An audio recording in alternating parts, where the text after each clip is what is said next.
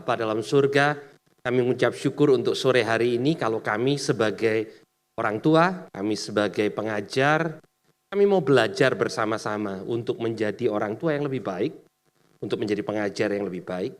Kami berdoa untuk hikmat-Mu, kami berdoa Tuhan biar waktu di sore hari ini menjadi waktu yang sungguh-sungguh fruitful, sungguh-sungguh berguna buat setiap kami. Terima kasih Tuhan, kami menyerahkan waktu kami ke dalam tangan-Mu di dalam nama Tuhan Yesus. Amin. Bapak Ibu Saudara, hari ini kita akan memulai Parents dan Teachers Meeting kita yang pertama di tahun ajaran ini dan kita lakukan secara on-site ya. Dan hari ini kita akan membahas tentang bagaimana menjadi role model, kalau bahasa Indonesianya menjadi panutan. Nah, sebenarnya role model atau panutan itu selalu dikonotasikan dengan sesuatu yang sifatnya positif. Kalau dikatakan si A ini menjadi role model atau menjadi panutan, artinya kita mengatakan bahwa dia memberikan pengaruh yang positif. Tetapi sesungguhnya kalau kita mendefinisikan arti role model itu sendiri, artinya adalah seseorang yang kelakuannya, cara pikirnya, tindakannya ditiru oleh orang lain. Itu role model. Pada waktu Perang Dunia Kedua, orang Jerman punya role model yang namanya Hitler. Itu role modelnya orang Jerman. Jadi dengan kata lain sesungguhnya role model itu bisa positif, bisa negatif. Dan buat anak-anak kita, role model yang pertama yang mereka lihat adalah orang tua mereka. Suka atau tidak suka, maka kita punya peran dalam kehidupan anak-anak kita sebagai panutan. Karena anak-anak itu sangat mudah untuk meniru.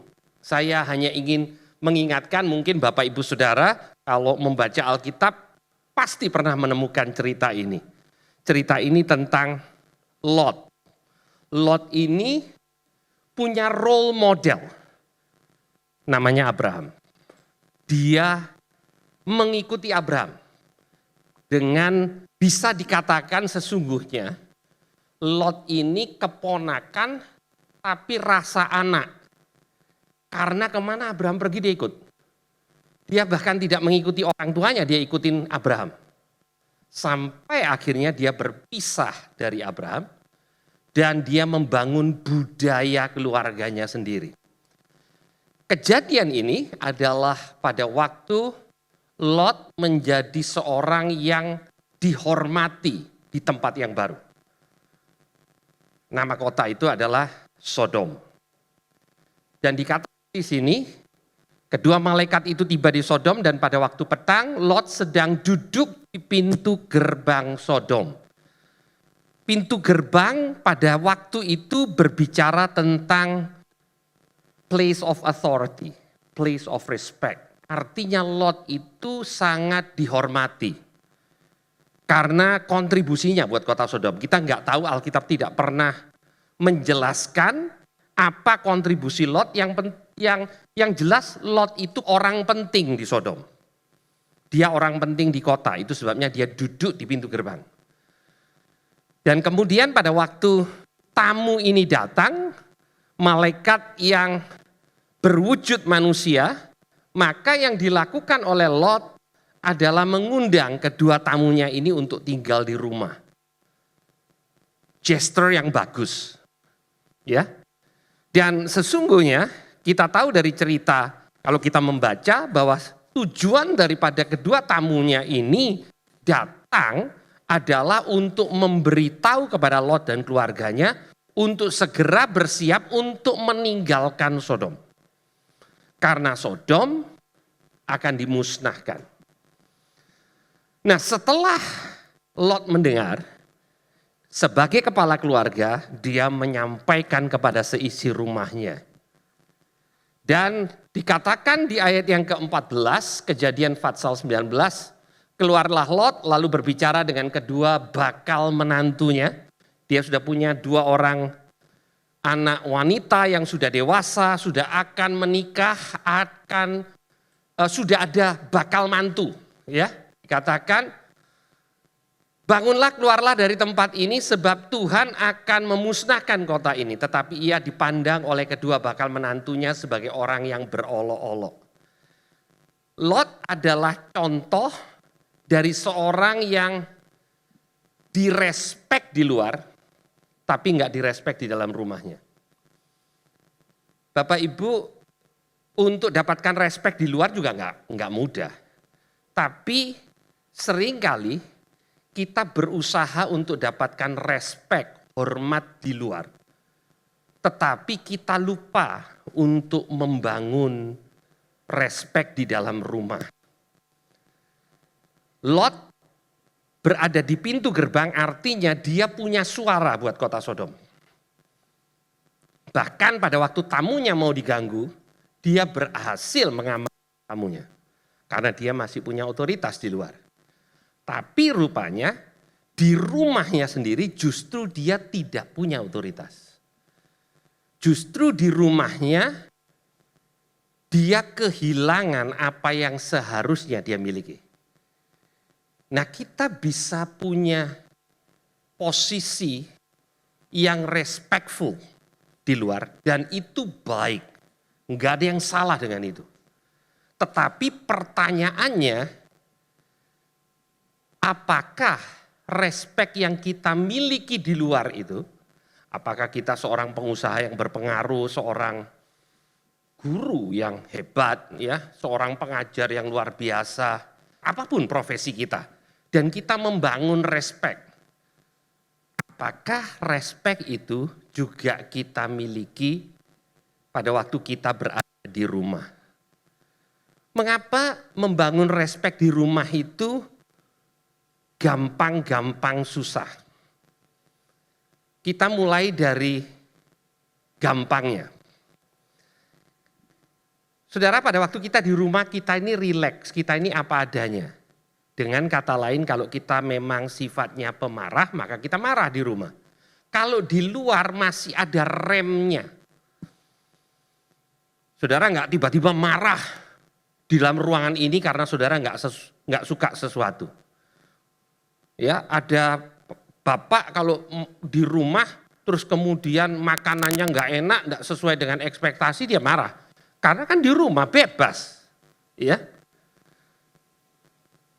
Itu sebabnya dikatakan kita di rumah gampang untuk membangun budaya karena kita apa adanya. Tapi susah karena anak-anak kita juga melihat apa adanya.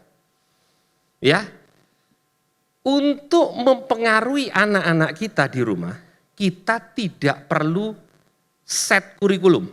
Hari ini disiplin A, enggak ada. Kita hanya hidup normal. Dan anak-anak kita melihat apa yang kita hidupi. Ya.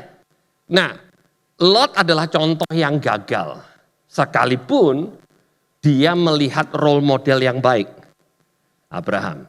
Jadi kalaupun kita ini punya role model yang baik, belum tentu kita jadi role model yang baik.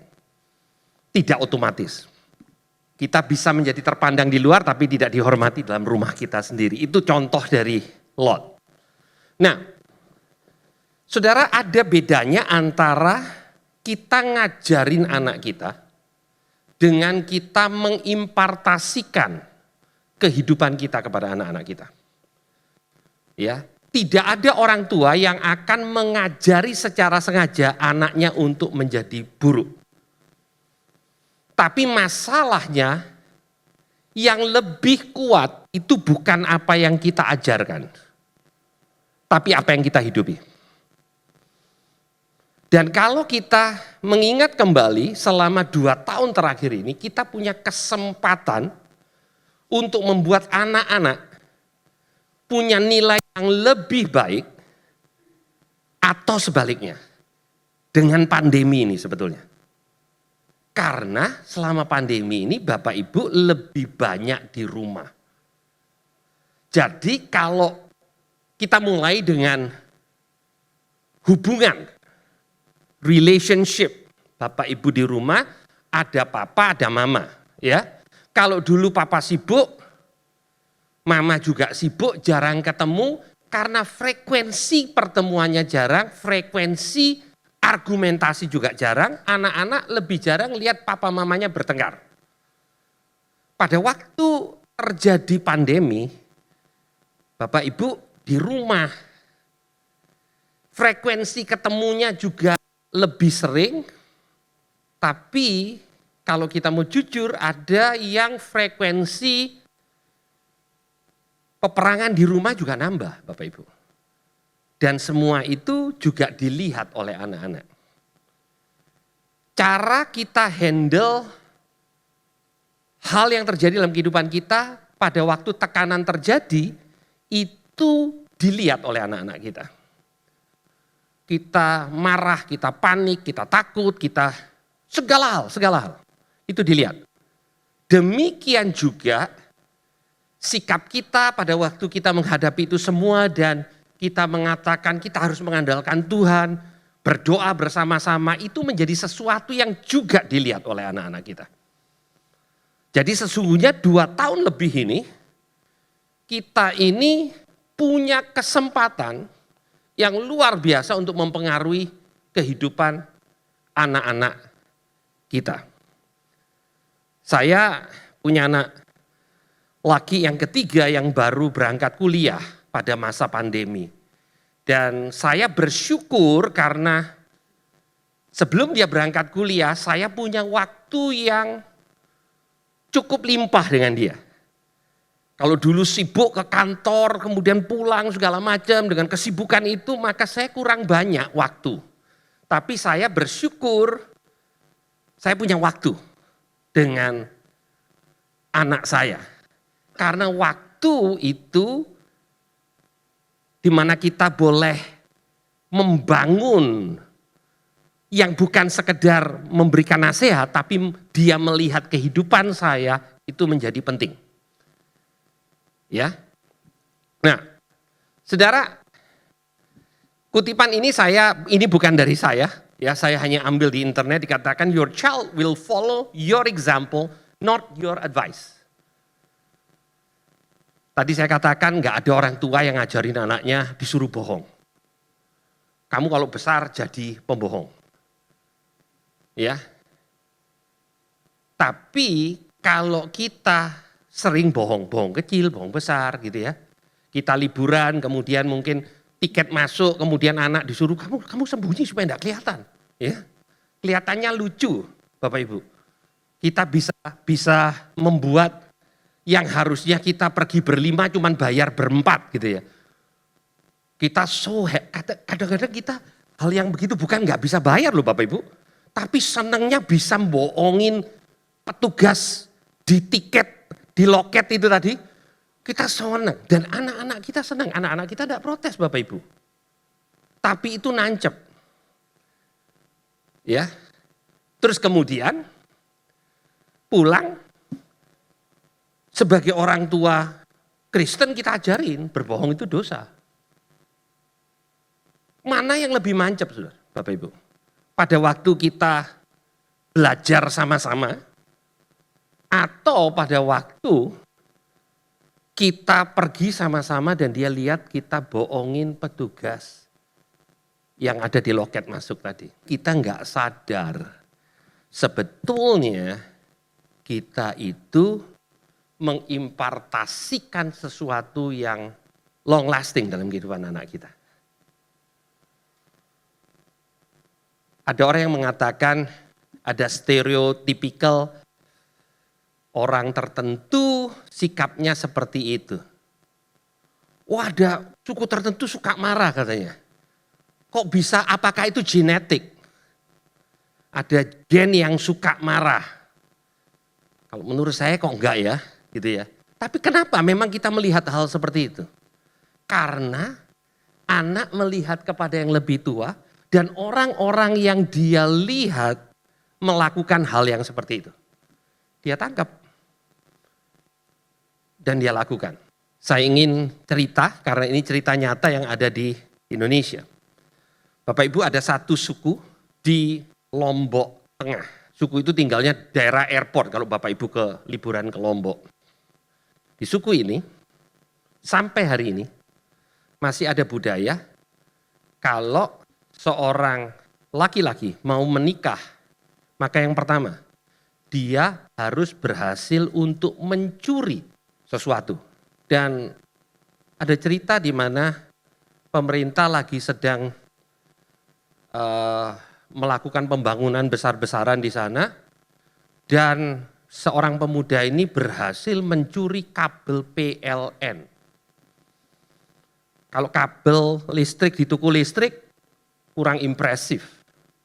Tapi yang dicuri kabel PLN, orang tuanya bilang begini, calon mertuanya, hebat mantu saya nih. Kabel PLN bisa dicuri. Saudara mungkin ketawa, kok begitu ya? Tapi ini realita. Ini bukan seluruh Lombok kayak begini, enggak Bapak Ibu. Ya. Ada suku yang sampai hari ini masih menerapkan hal itu. Jadi budaya. Tantangan kedua adalah mencuri calon istrinya tanpa diketahui oleh orang tua istri. Jadi malam-malam dicuri, diculik. Kalau ketahuan enggak jadi Bapak Ibu, berarti kurang jago yang laki ini. Bapak Ibu bayangkan, anak-anak bertumbuh dan menjadi bangga kalau bisa mencuri. Semakin sulit dia curi, maka itu membuat masyarakat atau orang-orang sekelilingnya memberikan penghargaan yang lebih. Apakah mereka beragama? Yes. Apakah di dalam agama mereka diajar untuk tidak mencuri? Of course. Tapi pengaruh itu jauh lebih kuat daripada apa yang mereka diajar karena mereka menghidupi hal itu. Nah dengan mengatakan itu semua, tentu kita mengatakan, ekstrim Pak, kita nggak lakuin begitu. Benar kita nggak lakuin. Ya. Tapi kadang yang kita lakukan di rumah, respect, hal-hal yang kecil, semua itu dilihat oleh anak-anak kita. Nah, Bapak Ibu, saya mengambil contoh, ini bukan persis orang tua dengan anak, tapi prinsipnya sama. Pada waktu Tuhan Yesus memilih 12 orang muridnya, dikatakan bahwa ia menetapkan 12 orang untuk menyertai dia. Di dalam terjemahan bahasa Inggrisnya dikatakan that they might be with him. Bersama-sama sama dia. Itu cara Tuhan Yesus mengimpartasikan hidup. Bukan sekedar mengajarkan hal yang baik. Bapak Ibu mau tahu kalau semua apa yang ditulis di dalam Injil yang dicetak merah, kalau Alkitab Bapak Ibu dalam bahasa Inggris, bahasa Indonesia masih belum ada setahu saya ya. Yang cetakan merah untuk apa yang Tuhan Yesus katakan. Bahasa Inggris ada. Kalau Bapak Ibu adalah pembaca yang speednya rata-rata, Bapak Ibu bisa menyelesaikan membaca yang tercetak merah dari keempat kitab Injil kurang dari 1,5 jam. Enggak banyak kan Bapak Ibu? Itu 3,5 tahun punya pengajaran. Tapi untuk menjadikan murid, Tuhan Yesus perlu waktu 3,5 tahun. Poinnya di mana Bapak Ibu? Kita sangat menekankan tentang pengajaran yang baik. Dan itu penting, itu sebabnya Alkitab dicatat. Itu sebabnya kita masih bisa menerapkannya sampai hari ini. Tetapi murid Tuhan Yesus dipanggil bukan hanya untuk mendengar apa yang bisa dibaca selama 1,5 jam oleh setiap kita ini. Apa yang Yesus katakan. Dan sebagian itu cerita-cerita itu ada cerita yang sama Bapak Ibu. Ya, yang berulang di 2 kitab Injil yang berbeda. Itu pun kita bisa selesaikan dalam waktu yang cepat. Tapi untuk membentuk kehidupan muridnya, untuk lihat pola, nggak bisa hanya 1,5 jam. Apa yang kita lakukan sama-sama ini nggak bisa mengubah nilai kita. Kita hanya diingatkan bahwa apa yang kita selalu lakukan di rumah itu penting di-catch oleh anak-anak kita. Kita kembali disadarkan akan hal itu. Nggak bisa mengubah Bapak Ibu. Demikian juga dengan anak-anak kita. Nah, prinsip imitate ini sebenarnya bukan hanya untuk anak-anak, tetapi anak-anak jauh lebih cepat. Saya membaca artikel-artikel psikologi, dikatakan bahwa anak itu akan tangkap dari siapa aja sebetulnya. Kalau anak itu diadopsi, dia akan belajar dari orang yang mengadopsi dia. Atau siapapun, kalau dia tinggal di panti asuhan, dia akan belajar nilai dari panti asuhan. Dia absorb, anak-anak itu punya kemampuan untuk mengabsorb dengan sangat cepat. Ada satu eksperimen yang dilakukan oleh seorang yang membuka kado dan dia membuka dengan cara yang salah di hadapan anak-anak kecil. Dan semua anak itu begitu fokus untuk melihat apa yang dia lakukan dan semuanya melakukan dengan cara yang salah. Hanya untuk menunjukkan kalau kita memberi contoh yang salah, maka anak-anak itu akan cenderung untuk mengikuti apa yang kita lakukan lebih dari yang kita ajarkan. Itu sebabnya kalau kita orang Kristen, jangan nyalain gereja kalau kita bilang, loh anak saya sekolah minggu di sini kok gak berubah-berubah ya. Karena cuman yang pertama diajar, waktunya 1 jam lebih dikit setiap minggu sekali, dan kemudian diimpartasi di rumah, dan mungkin karena Bapak Ibu kita sibuk, yang mengimpartasi bukan lagi kita, gadget. Setiap anak punya hero. Kenapa anak kecil niru orang yang lebih dewasa? Dia bukan, yang lucunya Bapak Ibu, dia lebih cepat niru orang dewasa daripada peers. Berapa banyak kita mengatakan, iya ini teman-temannya ini nakal semua ini. Betul, itu berpengaruh Bapak Ibu. Kita lupa, yang paling berpengaruh sebenarnya adalah orang dewasa yang tinggal sama-sama dia. Dan kalau bukan Bapak Ibu, berarti orang dewasa yang ada di gadget. Berapa di antara anak-anak kita yang jago TikTokan, ya, yang kita sulit untuk niru. Mereka semua bisa. Karena apa? Kemampuan menirunya luar biasa. Tuhan memang menciptakan anak-anak kayak begitu. Itu sudah dari sononya. Anak-anak kita di-create untuk absorb. Dan Tuhan mempercayakan itu, masa-masa itu sama kita. Nah kalau kita nggak ambil waktu itu bersama-sama dengan anak kita, bukan berarti karena tidak diambil, tidak ada, akan ada yang ambil Bapak Ibu. Tinggal siapa yang menjadi role model buat anak-anak kita. Karena anak-anak akan punya role model. Pasti ada role modelnya. Saya akan menutup dengan apa yang dikatakan di 1 Tesalonika 1 ayat yang ke-6. Dan kamu telah menjadi penurut kami dan penurut Tuhan. Sehingga kamu telah menjadi teladan untuk semua orang percaya di wilayah Makedonia dan Akaya. Ini kata-kata Paulus kepada orang-orang dalam jemaat Tesalonika. Di dalam terjemahan bahasa Inggrisnya dikatakan, you became imitators of us. Bahkan kita ini imitate Bapak Ibu. Siapa yang sudah Bapak Ibu respect, tanpa sadar Bapak Ibu akan imitate.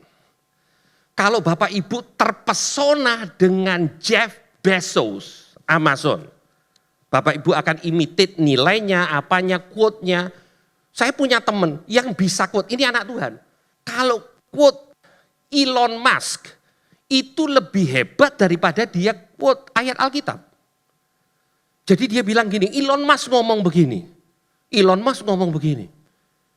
Jadi Elon Musk itu jadi kayak wow begitu. Kenapa? Karena dia respect dengan Elon Musk. Siapa yang kita respect, siapa yang kita anggap hebat, kita akan imitate. Ya. Dan Paulus mengatakan, you are imitators of us. Dan kemudian yang selanjutnya dikatakan, you became an example. Artinya orang akan imitate kamu. That's the principle Bapak Ibu. Di dalam hidup itu selalu ada orang yang kita imitate. Bapak Ibu kalau kita mengatakan kita ini original. Semuanya dari kita. Enggak. Karena kita memang Tuhan ciptakan untuk imitate. Ya. Tinggal siapa yang kita imitate. Anak-anak kita pasti akan niru. Tinggal siapa yang ditiru dan apa yang ditiru. Tapi saya akan mengakhiri dengan satu pertanyaan yang kita nanti akan jawab sama-sama adalah beginilah. Harusnya kita yang ditiru. Kalau kita yang ditiru, apakah kita katakan begini, puji Tuhan anak saya niru saya. Atau kita mengatakan, oh no, anak saya niru saya. Tapi apapun itu, kebenarannya adalah, kenyataannya adalah, anak-anak kita pick up dari kita. Hanya sedikit untuk renungan, kalau anak-anak kita suka marah-marah, pick up dari mana ya? Kita bisa bilang, oh tetangga itu loh Pak, suka marah-marah Pak. Ya mungkin. Atau saya pelihara anjing, anjingnya suka gonggong. Anak saya mungkin niru itu. Oh mungkin kebalik, anjingnya niru anak Bapak Ibu, terus anak Bapak Ibu niru. Ngomong saya, pokoknya dia niru lah ya gitu ya. Anak kita ini sembarangan. Tidak tahu dari siapa. Kalau kita bilang begini, anak kita ini pinter, langsung papa mamanya langsung rebutan. Oh itu kayak papa dulu, ya, dulu papa pinter matematika. Mamanya bilang, mama itu yang pinter ngajarin. Ya mungkin benar. Jadi kalau sesuatu yang sifatnya positif, kita berebut untuk mengatakan ini dari papanya, ini dari mamanya. Begitu kita mendapatkan laporan, Bu, anaknya kalau di sekolah suka marah-marah.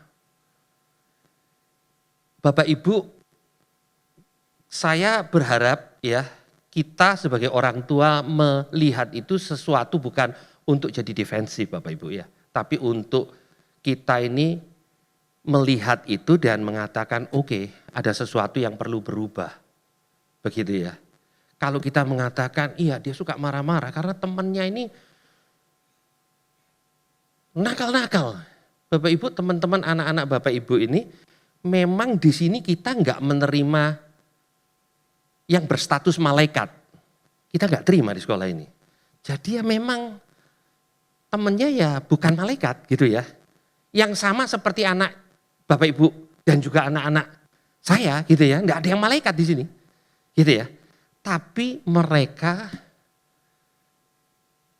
kita bantu untuk melihat contoh yang membuat mereka lebih mudah nantinya untuk mendapatkan kebenaran itu sendiri pada waktu mereka dewasa. Dan bukan satu lompatan karena dulunya pada waktu dia bertumbuh, mereka ini menghidupi nilai-nilai yang berbeda. Ya. Dan saya mau menutup dengan mengatakan sulitnya berubah apa yang kita biasa sudah terima. Saya bertumbuh dari keluarga di mana papa saya nggak banyak omong Bapak Ibu. Kalau nggak perlu nggak ngomong. Saya pengen ngomong, tapi karena orang tua saya, papa saya terutama, tidak terlalu banyak omong, membuat saya tanpa sadar merasa laki-laki itu memang nggak perlu banyak ngomong. Kenapa? Saya lihat figur papa saya. Ya. Dan papa saya ngomong begini, kalau banyak omong itu bukan namanya bukan papa, itu namanya mama, katanya gitu. Ya. Jadi saya mengatakan, oke, saya nggak boleh banyak ngomong. Saya mulai bertumbuh seperti itu. Karena menurut apa yang saya sering lihat, yang namanya laki-laki kalau sudah dewasa, dia harus mengurangi ngomongnya. Nggak boleh cerewet. Nanti dipanggil mama katanya. Ya. Itu yang saya ingin sampaikan, kalau kita nangkap sesuatu, itu untuk berubah. Nggak gampang Bapak Ibu. Nggak gampang. Itu sebabnya kita perlu kehati-hatian bagaimana kita membesarkan anak-anak kita. Apakah kita sempurna? Jauh dari itu. Tapi mari kita aware. Kita impart kehidupan kita, sadar nggak sadar, nggak ada kurikulumnya. Tiap hari kita lakukan dan anak-anak kita lihat apa yang kita lakukan. Yuk kita berdoa. Tuhan, kami mengucap syukur karena kami boleh belajar dari kebenaran firman-Mu. Tuhan, bahkan pada waktu Engkau datang sebagai manusia, Engkau mengajar murid-murid-Mu dengan bersama-sama dengan mereka. Ajar kami untuk boleh punya waktu bersama dengan anak-anak kami, dan pada waktu kami bersama dengan mereka, ajar kami dengan anugerah-Mu untuk memberikan contoh, memberikan impartasi hidup yang membuat mereka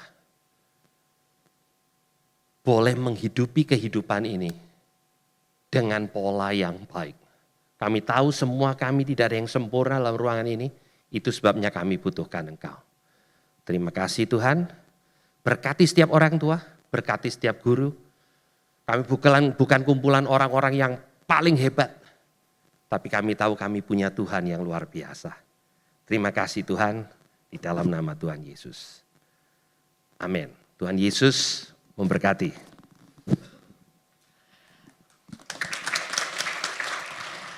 Oke, jadi itu menjadi pengingat ya bagi kita semua, itu tidak mudah gitu ya, karena setiap yang kita lakukan, setiap yang kita katakan itu yang diimpartasi, yang ditangkap oleh anak-anak maupun anak-anak didik kita.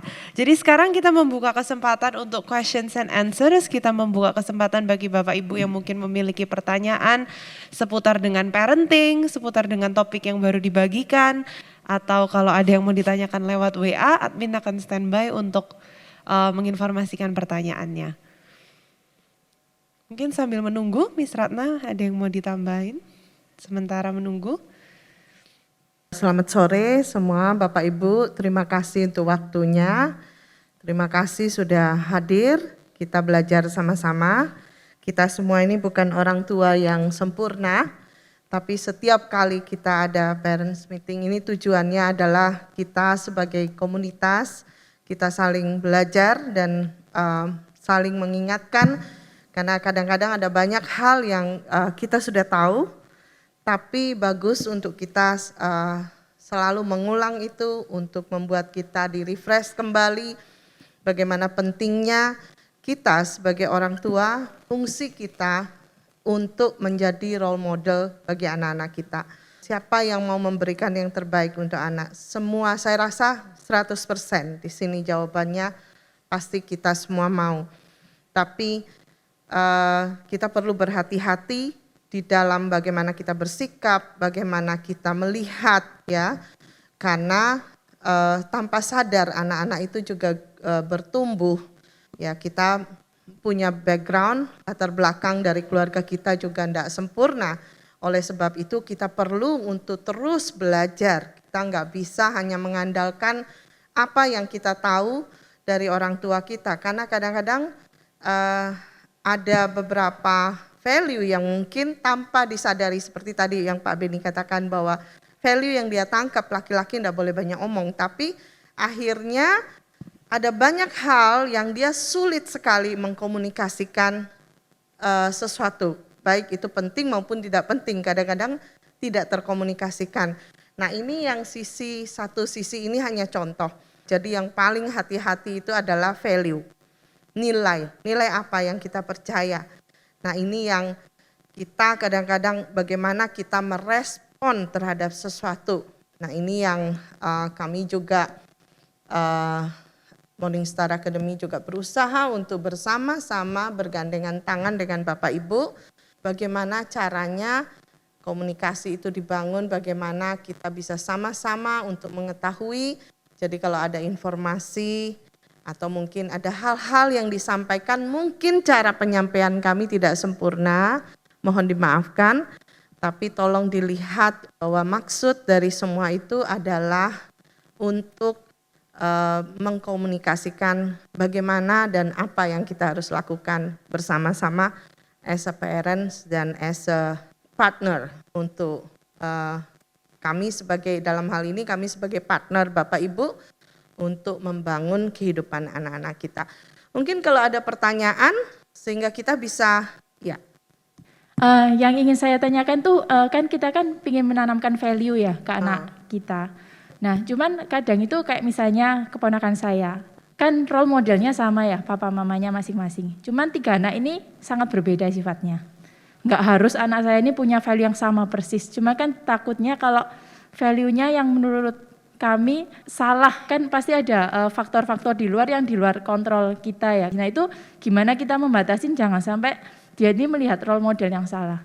Tapi value itu kok saya lihat kok enggak selalu ditiru ya. Pingin menanamkan value itu tapi takut jangan-jangan malah nggak ketanam, malah dia ngambil bertolak belakangnya kayak gitu. Sama ya itu faktor luar itu gimana kayak jangan sampai dia memilih role model yang salah. Terima kasih. Pertanyaannya kira-kira apakah value itu hanya dari orang tua atau dominannya orang tua? Semakin kecil anak, maka absorpsinya untuk tangkap apa aja itu sangat besar, semakin kecil. Kalau anak itu umur 2 tahun, bahkan dia masih belum punya sense ini benar apa ini salah. Ya, kalau kita mau bicara tentang ekstrim itu sebabnya orang-orang yang ekstrim itu mendidik anak-anak itu untuk jadi salah, untuk meyakini yang salah itu dari usia yang sangat dini karena kemampuannya untuk membedakan yang salah dan yang benar itu masih belum terbentuk. Semakin anak itu bertumbuh dewasa, semakin dia juga bisa punya judgement sendiri. Ya, itu sebabnya kita juga melihat ya. Saya ambil contoh, saya tidak lahir dari keluarga Kristen, tapi pada waktu saya SMA, saya melihat nilai yang berbeda tentang keselamatan dan lain sebagainya, dan saya menerima Tuhan Yesus. Orang tua saya belum pada waktu itu. Itu value yang sangat penting ya untuk menerima Tuhan Yesus. Dan anak memang punya kemampuan seperti itu. Ya, bertumbuh dia akan menetapkan dia akan melihat nilai yang benar dan akhirnya dia bisa pick up itu. Yes. Yang tadi saya maksudkan adalah sebagai orang tua sebenarnya kita ini punya kesempatan untuk membentuk nilai sehingga memudahkan mereka untuk pick up yang benar nantinya. Daripada kita mengatakan nanti kalau besar kan mereka bisa mikir sendiri, bisa menetapkan sendiri. Iya, tapi kalau itu kita sudah bangun dari kecil itu akan memudahkan.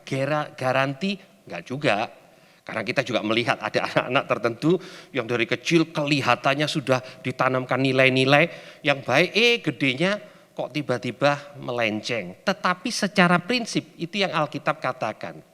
Pada waktu anak-anak itu dididik dengan cara yang benar sejak kecil, pada waktu dia dewasa dia tidak akan beralih daripada itu. Kira-kira itu yang Amsal katakan, ya. Jadi jawaban saya, apakah anak-anak itu pasti akan pick up semua nilai dari orang tuanya? Tidak. Karena dia punya Tuhan kasih free will sama anak itu. Tapi anak-anak itu tangkap banyak. Dan pada waktu dia tangkap banyak yang benar, itu kita mempersiapkan kayak path buat dia untuk mudah untuk akhirnya punya nilai yang benar. Dan tadi yang dikatakan apakah harus persis sama? Ada hal-hal yang sifatnya kebenaran yang mutlak. Kalau itu kita bicara sebagai orang beriman, nilai Alkitab itu buat kita orang percaya itu nilai mutlak, gak ditawar. Tapi ada nilai-nilai tertentu yang sifatnya gak mutlak. Ambil contoh, ada gak anak yang bertumbuh dari keluarga yang punya banyak anak, ya, terus kemudian memutuskan, saya gak mau banyak anak deh. Ada juga, itu juga nilai, ada alasan di balik itu semua. Tapi itu gak ada benar. Apakah itu nilai yang alkitabiah? Kalau menurut saya enggak harus gitu ya. Ya, jadi kami ini berempat, anak empat gitu ya. Dan tentu sebagai orang tua kita kalau ngomong sama anak-anak, kalau ditanya anaknya berapa, mau 2 aja. Kita bilang kurang 2 itu, sepi nanti kamu. Ya, tapi anak kita belum tentu convince dengan nilai itu. Sekalipun mereka bertumbuh dan punya sibling 4 gitu ya. Mereka merasa enggak deh, 2 aja. Ribet kalau banyak gitu ya. Mungkin dia lihat ribet, ada 4. Padahal senang juga kumpul gitu ya. Tapi kembali saya katakan, apakah selalu nilai itu akan turun? Tidak, tapi ada nilai-nilai yang sifatnya sesuatu yang hakiki gitu ya, yang alkitabiah kalau kita orang percaya. Kita berharap nilai yang kita hidupi itu turun ke anak-anak kita. Jadi nilai, let's say kita ini biasa jujur, apakah anak kita pasti jujur? Enggak juga, tapi lebih mudah untuk dia jujur karena dia melihat, oh biasanya ini sesuatu yang biasa. Bohong itu susah kalau dia melihat bahwa di dalam keluarganya enggak bohong gitu loh. Enggak ada yang terima telepon yang, oh kalau sekarang kan HP-nya masing-masing, kalau zaman saya dulu bertumbuh kan masih pakai telepon di rumah gitu loh. Ya, kalau orang tua enggak pernah ngomong gini, enggak ada. Ya, maka anak itu akan melihat, kok bohong, kenapa harus bohong, kita ngomong apa adanya, gitu ya. Jadi itu memudahkan anak-anak untuk bertumbuh dengan nilai yang baik. Oke. Oh ya, saya mau nambahin sedikit tadi dari pertanyaannya. Sebenarnya gini, kita nggak usah juga terlalu worried, maksudnya nggak terlalu takut. Ya once kita percaya, yang pertama adalah tentu sebagai orang tua, kita juga perlu berubah. Ada banyak hal yang kita pick up juga dari background kita juga yang mungkin itu tidak benar. Dan kita juga yang pertama adalah berubah untuk membuat balik, kalau role model itu kan dari apa yang kita lakukan. Nah tadi apakah bisa seperti yang Pastor Benny tadi bilang bisa pick up 100%? Ya mungkin tidak ada jaminan 100% karena kita ini raise up orang, maksudnya manusia gitu, yang punya pemikiran, yang punya kehendak, yang punya perasaan, kehendak dan cara pikir. Nah kita bisa tumbuh dengan saudara kita bisa berbeda gitu padahal satu rumah. Ya kan? Kadang kakak adik aja bisa beda. Nah, tapi kalau saya, pengalaman saya dengan anak-anak saya adalah selama kita membangun kehidupan kita dengan nilai-nilai yang benar, dengan takut akan Tuhan, tentu sebagai orang Kristen kita melihat itu. Even di dalam seperti itu pun dalam perjalanan kita kadang-kadang kita masih terus membangun kehidupan kita. Selalu kadang-kadang Tuhan bukakan lagi, ada hal yang gak benar, saya bangun. Nah, ada enggak kadang-kadang anak-anak kita ketemu, kita merasa bahwa kita sudah berhidup dengan mereka, kita sudah bersama-sama dengan mereka, tapi satu hari kita bisa ketemu anak kita itu kok bisa punya nilai kayak gini, gitu ya. Nah kadang-kadang pernah enggak punya pengalaman seperti itu? Saya pernah ya.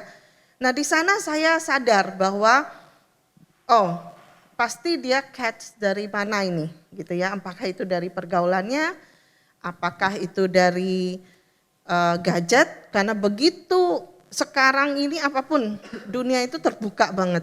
Dia bisa belajar dari mana aja. Nah, kadang-kadang kalau seperti itu yang saya lakukan adalah saya tahu bahwa this is a time saya perlu spend time sama dia. Saya perlu kadang-kadang pada waktu itu tegang, mungkin kalau saya lebih memilih kalau dia nggak bisa nangkap, udah saya diam dulu. Nanti pada waktu oke, saya akan coba bicara. Sekalipun apakah selalu berhasil? Tidak, kadang-kadang itulah yang firman Tuhan katakan berulang. Natural aja kita tahu bahwa oh ini ada something wrong dengan cara pikirnya, dengan apa yang dia lakukan sehingga dia tiba-tiba seperti ini. Nah, itu kalau kita sudah di tengah jalan kita menemukan itu. Tapi kalau yang tadi masih kecil bagaimana? Kita juga nggak bisa kaku kayak, yaitu selama menurut saya kita menjaga, kita juga punya hubungan dengan mereka. Jangan kita expect, kita sibuk terus, kita lakukan apa yang kita punya agenda dan kita lupa. Kita berpikir yang penting dia sudah satu rumah sama kita, dia nangkep. Itu yang maksud dari Pastor Benny tadi bahwa kita nggak dapatkan kualitas tanpa kuantitas. Artinya tanpa waktu kita juga kita nggak bisa. Jadi bagaimana caranya kita juga berusaha untuk memberikan waktu kepada anak-anak kita. Tentu hal-hal itu perlu. Dan ikutin gitu loh. Maksudnya ikutin itu dalam arti ya seperti tadi saya bilang.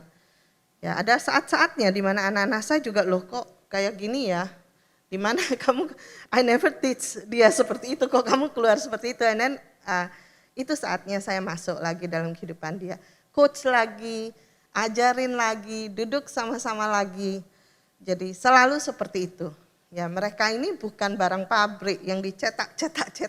Semuanya jadi persis sama. Mereka Tuhan ciptakan mereka juga unik, mereka punya pemikiran.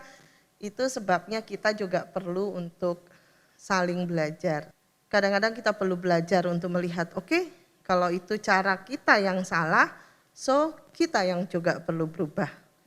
Saya juga kadang-kadang kalau dikoreksi, ya mungkin pada waktu kita marah kita susah terima. Tapi pada waktu mereka koreksi, sometimes I need to think, benar nggak anak-anak kita bicara seperti itu.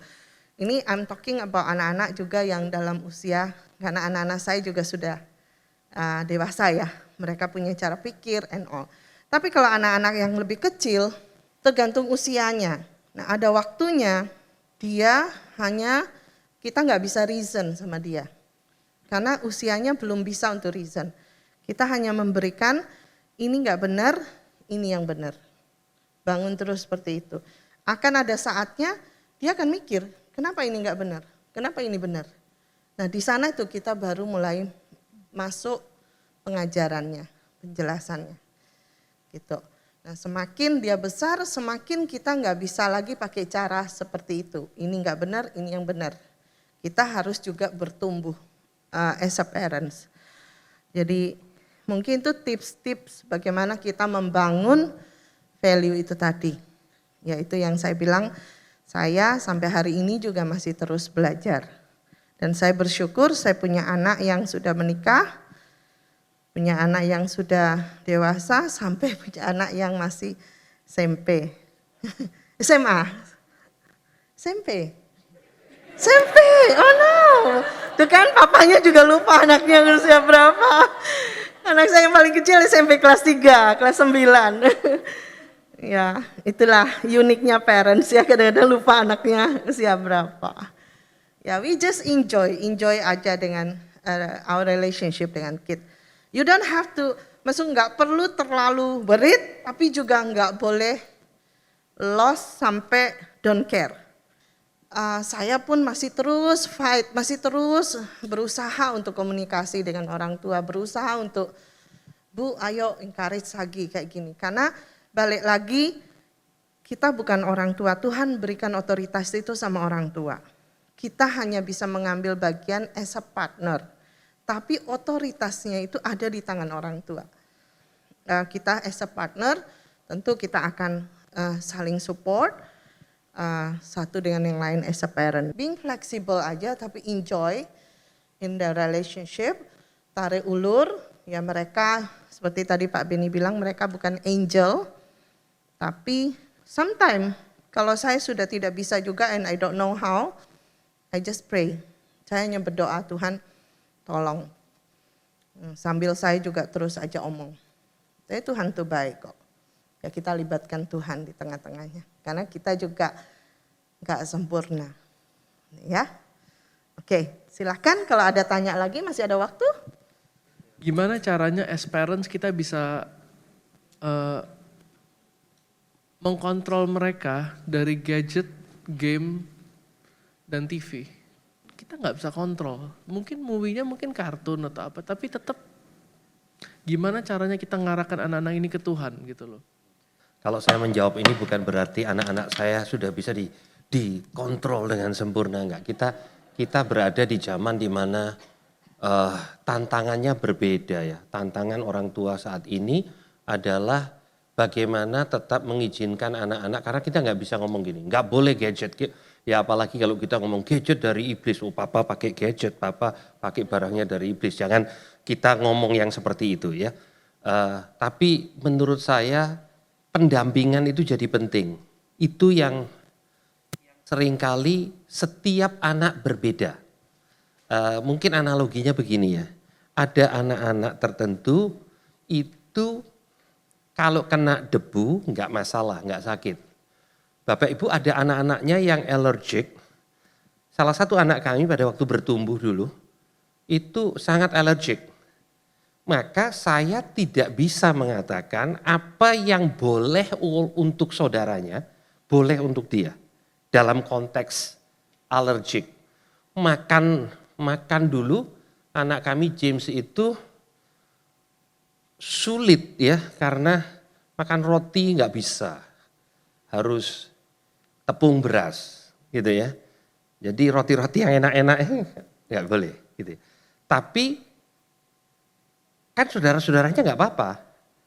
Jadi treatmentnya nggak boleh, karena James nggak makan roti, maka seisi rumah tidak makan roti. Nggak boleh begitu gitu ya. Mungkin kita bisa ngomong considerate dong ya, karena adik kamu tidak makan. Jadi jangan kalau makan dipamer-pamerin. Konteksnya begini, setiap anak beda kan. Jadi treatmentnya juga berbeda. Kecanduan gadget itu juga beda-beda. Ada anak yang punya self control lebih tinggi dari anak yang lain dari sisi gadget. Ada anak yang sungguh-sungguh tidak ada self controlnya. Maka kita yang harus lebih banyak involved di dalam hal itu. Sulit karena kita orang tua sibuk. Tapi kalau anak itu hanya diberikan peraturan tidak boleh, saya nggak melihat itu menjadi satu jalan keluar gitu ya. Nah kembali kepada James. Nah ini saya harus mengatakan salut sama mamanya. Jadi mamanya yang bilang, James kamu nggak makan, mama juga nggak makan. Saya sulit untuk mengatakan contoh ini, papa juga nggak makan karena papa tetap makan, ya. Tapi ngerti ya maksudnya ya. James itu lihat gini loh, iya mama juga nggak makan, itu oke lah, saya nggak makan gitu ya. Itu kira-kira seperti itu ya. Jadi karena dia masih kecil tentu, ya. Ini kita bicara tentang, ya kalau dia udah gede ya, kalau dia udah menikah ya enggak lah ya. Kalau alergik ya mamanya ya makan aja, gitu ya. Itu harus dia yang. Tapi poinnya adalah apa yang kita lakukan untuk sama-sama dengan anak ini untuk bisa membuat dia nggak main gadget. Kita harus sama-sama. Ya, saya nggak tahu apakah ada aktivitas di luar gadget untuk mengurangi waktu gadgetnya. Ya. Dan itu tidak merata untuk setiap anak-anak kita. Ya, karena kembali saya katakan berbeda. Ada anak-anak yang mungkin lebih terkontrol. Tapi kita juga nggak bisa hanya pakai peraturan yang mengatakan pokoknya, ya. Parenting dengan kata pokoknya itu yang membuat anak-anak sulit untuk respect sama kita. Pokoknya nggak boleh. Kenapa nggak boleh? Karena papa bilang nggak boleh. Di rumah ini papa yang buat peraturan, ya. Apa yang harus dilakukan? Setiap keluarga berbeda, ya. Apakah dengan demikian berarti anak harus ditemani untuk play other games rather than gadget? Apakah itu otomatis bisa semuanya hilang? Enggak. Apakah bisa kalau TV, ya sama-sama, daripada dia nonton TV, kita bilang, as a family, no TV, gitu ya, semua. I don't know whether it works, itu ya. Tapi intinya kita harus menolong dia untuk bisa bersama-sama membuat dia lebih berkurang dalam sisi itu. Ya. Jadi intinya prinsipnya kalau Tuhan Yesus dia jadi seperti manusia untuk tolong manusia. Kita harus ngerti anak itu dan berusaha untuk tolong dia. Ya, ini bagian dari teori karena mungkin kami nggak punya anak yang mungkin ekstrim dalam area itu. Burana. Ya, saya juga lihat case per case. Sebenarnya gini, paling penting yang kita khawatirkan itu kan gadget tuh ngajarin semua banyak hal. Nah, gimana kalau yang masuk itu negatif, itu juga enggak baik. Yang kedua adalah ada anak-anak yang tipenya itu kalau sudah gadget, dia seperti jadi addicted. Kayak nggak bisa kontrol dirinya atau mungkin nggak bisa tenang gitu ya.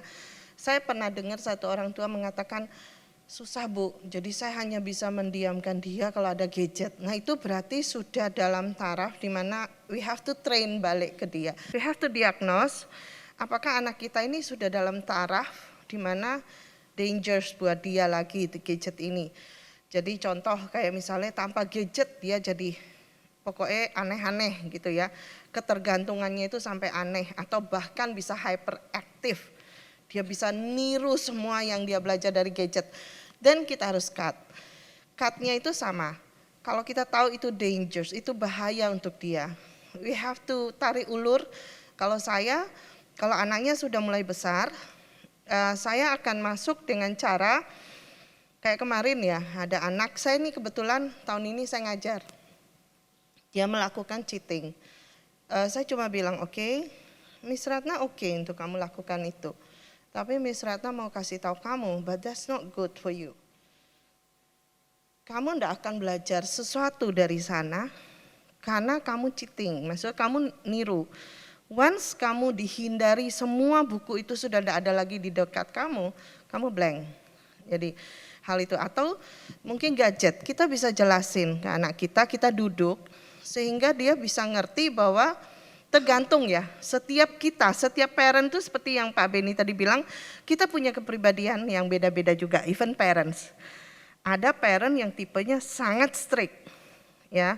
Ada parent yang mungkin kebetulan kami berdua ini tipe yang agak loose dalam artian begini, it's okay kalau kamu mau lakukan, tapi kamu nggak bisa menghindar dari konsekuensinya. Tapi saya kasih tahu dia, but this is the consequence. Nah, tapi kalau itu berbahaya sekali sampai dia terjun ya tentu saya tarik. Tapi saya izinkan dia mikir, izinkan dia untuk berpikir sendiri bahwa oke, I know this is not good for me. Gitu ya, bukan karena aku lakukan ini yang benar, bukan karena paksaan orang tua. So we need to help dia dengan sedikit kontrol. Karena dia belum bisa kontrol dirinya. Ya selalu bandingannya begitu. Kalau kontrolnya anak itu masih rendah, self kontrolnya rendah, kontrol kita dinaikkan dikit. Yang penting kita kontrolnya yang benar, bukan seperti Pak Beni bilang tadi. Kenapa saya harus? Karena Papa bilang. Loh, alasannya karena Papa, karena egonya Papa. Ya itu enggak benar. Tapi karena kita tahu bahwa this is the right thing yang kamu perlu. Nah, ini yang saya bilang kalau tergantung case. Nah, kalau anaknya itu masih seperti itu kita jelaskan, this is not good for you. Nah, biasa kayak seperti terapi kan, seperti terapi, kalau kita lihat arahnya itu sudah so negatif, akibat pengaruh dari gadget tadi, mau nggak mau kita tarik anak kita. Karena dia harus dikembalikan kepada dunia yang normal. Gadget ini hanya support, alat support, tapi bukan jadi ketergantungan sampai nggak ada gadget, nggak bisa ngapa-ngapain, nggak bisa hidup istilah kayak gitu, nggak bisa diem, dia bisa cranky, bisa doing things. Nah itu juga be careful, karena saya juga pernah baca anak-anak yang ketagihan dengan game, kadang sampai mereka harus pergi ke psikiater dan harus diterapi, harus dilayani, harus di beberapa rumah sakit itu menampung beberapa anak-anak yang tidak bisa lepas dari game-game tertentu dan itu begitu mempengaruhi mereka sampai akhirnya mental mereka rusak. Mereka bisa aneh-aneh gitu dan akhirnya harus kayak dilayani, diterapi lah. Dan itu sudah banyak terjadi di Indonesia, saya lihat mereka kayak kehilangan dunianya. Ya itu yang kita harus hati-hati juga, apakah anak kita ini di level mana dengan gadgetnya. Kalau we need to help dia, ya kita kasih tahu, no, sementara ini no, you have to self control untuk kebaikan dia. Tapi kalau dia oke hanya untuk sebagai support, artinya kalau itu once itu dibilang nggak pakai dia nggak apa-apa. Dia harus bisa hidup normal bahwa this is alat untuk support kamu untuk bisa kita belajar dan the certain time juga kita harus cek apa aja yang mereka search. Nah kadang-kadang saya duduk sama anak saya bilang, DJ, you know right, kalau kadang-kadang kalau kamu search something, sekarang kan suka pop up yang aneh-aneh ya, kadang yang something yang tidak sopan juga keluar kadang gitu ya. Nah saya kasih tahu, if you see that, what you gonna do, apa yang kamu akan lakukan. Nah saya harus lihat dia, and saya harus kasih tahu dia, oke, kalau ada kayak begitu, kalau menurut mama, you have to lewatin. Jangan kamu entertain, karena kayak gitu tuh kalau di entertain masuk, dia akan semakin sering keluar. Kayak gitu. Ya, I have to kasih tahu dia untuk ini. Nah, mungkin kalau mama papa enggak lihat, kamu bisa sembunyi-sembunyi lihat, tapi you have to be careful. Ini untuk kamu, untuk hidup kamu. So I say DJ, nah kalau gini enggak kok, tapi kan kelihatan dari dia punya kesehariannya anak kita. Nah kalau anak kita sudah kepengaruh dengan sesuatu itu pasti keluar kok. Saya pernah punya murid, wah itu karena pengaruh gadget dan pornografi itu begitu kuat. Sampai di papan pun dia gambarnya yang gitu-gitu. Nah itu kan sudah kelihatan, berarti udah masuk. Nah untuk kita untuk mengembalikan itu tuh enggak gampang. Itu yang saya bilang, we have to know anak kita ini di mana. Ya sama kalau dia ini addict terhadap obat. Kan mau nggak mau kita harus train dia untuk hilangin dulu. Makanya saya berharap jangan sampai in the level itu baru kita mau train. Sebaiknya kita dampingi dan kita educate anak kita sebelum itu terjadi. Gimana kalau dia sudah sepertinya setengah ke sana? It's okay, Tuhan pasti give us grace. Tuhan pasti bisa kasih anugerahnya, kita terus train. Yang penting tuh kuncinya adalah konsisten. Konsisten, itu aja. Itu yang Ulangan katakan. Berulang-ulang, mengajari anak itu berulang-ulang. Waktu kamu duduk, waktu kamu makan, waktu kamu berdiri, waktu kamu tidur. Kita percaya pada waktu kita setia, konsisten lakukan itu, value itu masuk pelan-pelan. Dengan anugerah Tuhan. Kita juga doakan anak-anak kita. Yang gak ada cara gampang memang. Ya, as a parents is a challenge. Tapi we believe that Tuhan juga pasti kasih kita grace. Saya dan Pak Beni bukan orang yang sempurna. Kalau semua bilang, wah anaknya Bapak Ibu baik-baik sih jadi gampang. Enggak juga. Tapi kami juga mengandalkan Tuhan. Kami juga belajar as a parent. Dan kami juga terus mendampingi dan terus berusaha untuk pastikan bahwa mereka in the right track, in the right value, cara pikirnya benar and all. Kalau cara pikirnya udah benar, hatinya juga mereka cinta Tuhan, mereka akan face sesuatu nanti sudah bukan kita lagi yang tuntun. Mereka akan tahu how to solve the problem, how to face the problem dengan benar. Okay, thank you so much. Oke, thank you Pastor Benny, Miss Ratna. Mungkin itu jadi pertanyaan terakhir juga untuk PTM kita pada malam hari ini. Ada beberapa announcement, Miss Dia, bisa ditampilkan? Terima kasih untuk kehadirannya.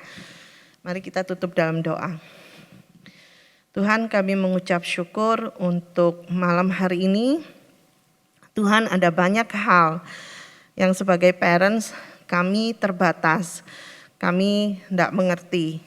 Tapi kami minta anugerah-Mu Tuhan, dan kami tahu Tuhan bahwa kalau kami sebagai parent mengasihi anak-anak kami, Kami tahu Engkau mengasihi mereka dan Engkau tidak akan membiarkan anak-anak kami Tuhan. Mereka ada di dalam tangan-Mu juga karena Engkau mengasihi mereka bahkan lebih dari apa yang kami bisa kasih mereka. Oleh sebab itu Tuhan, kami mau mempercayakan anak-anak kami ke dalam tangan-Mu. Kami percaya bahwa Engkau selalu menyertai kami juga as a parent, berikan kami hikmat, berikan kami juga pengetahuan untuk kami tahu bagaimana kami mendidik anak-anak kami, bagaimana kami menanam value-value itu dalam kehidupan anak-anak kami, dan kapan waktunya kami harus berikan waktu juga pada waktu kami mulai lupa atau mulai terpengaruh dengan kesibukan kami. Tuhan, kami berikan kepada kami anugerah untuk kami boleh menjadi parent-parent yang baik buat anak-anak kami. Terima kasih Tuhan untuk malam hari ini. Berdoa Tuhan Kau memberkati setiap parents yang ada di ruangan ini. Kami juga berdoa untuk anak-anak kami Tuhan. Engkau berkati mereka, biar ada takut akan Tuhan dalam kehidupan mereka. Biar mereka boleh juga mempunyai value yang benar Tuhan. Mereka boleh mengasihi dan menghormati orang tuanya. Terima kasih Tuhan, kami serahkan kehidupan kami, anak-anak kami, seluruh kami yang ada di tempat ini di dalam tangan-Mu. Dalam nama Tuhan Yesus kami mengucap syukur dan berdoa. Amin. Terima kasih, thank you so much untuk waktunya. Selamat malam, Tuhan berkati.